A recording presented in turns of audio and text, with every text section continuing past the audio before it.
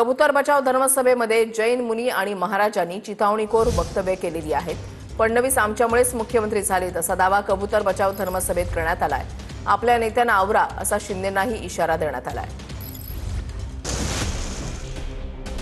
कबूतरखान्यावर बंदी घातल्याच्या मुद्द्यावरून दादरमध्ये कबूतर बचाव धर्मसभेचं आयोजन करण्यात आलं होतं।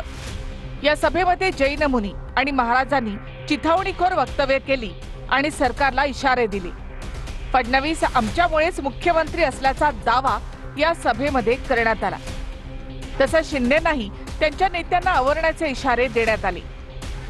महाराष्ट्र में चुनाव के अंदर टाइम में हम सब संत लोग घर घर में जाके हर प्रांत के हर धर्म के संत लोग जाके आवाज उठाए, तब जाके ये देवेंद्र फडणवीस मुख्यमंत्री बना है।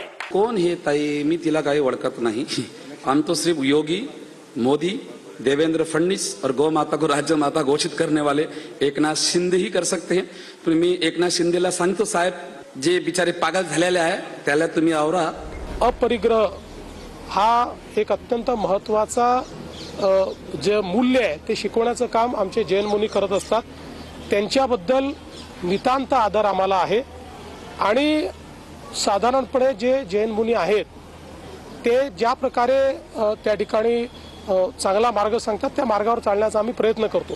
बाकी आता कोणी काही बोललं असेल तर मला त्याची माहिती नाही, त्यामुळे मी त्याच्यावर बोलू शकणार नाही। या धर्मसभेत ठाकरे बंधूंवर देखील टीकेची झोड उठवण्यात आली। मैं महाराष्ट्र को सिर्फ बाला साहेब ठाकरे को ही मानता हूं और आनंद दीघू को ही मानता हूं, और जो जिस सरकार ने देवेंद्र फडणवीस ने जिस राज्य को माना है उसको मानता हूं। बाकी मैं किसी नेता को पहचानता नहीं। कुत्ता सुरक्षित नहीं, गाय सुरक्षित नहीं, कबूतर सुरक्षित नहीं, उद्या उंदरावर येणार आहे। उंदीर तर गणपती बाप्पाचं वाहन आहे, घरी पाळा म्हणतात तुम्ही। आता तो बिचारा तो उंदीर आपली जागा पाहून घेते, कबूतर कुठे जाणार। न्यायालयाच्या आदेशावर देखील या धर्मसभेत प्रश्न उपस्थित करण्यात आले। भोंगे उतरले का? पण त्यांना त्यांचा चलते आम्हाला चलत नाही का? पहले भोंगे उतरा, दारू और सिगरेट और रोक लावा, नंतर तो कबूतरावर रोक लावा। तो सर न्यायाधीश पर जूता फेंककर लोग मार रहे, तो क्यों मार रहे, उनकी क्यों ऐसी मानसिकता हुई? उसके पीछे भी कुछ विचार होगा ना।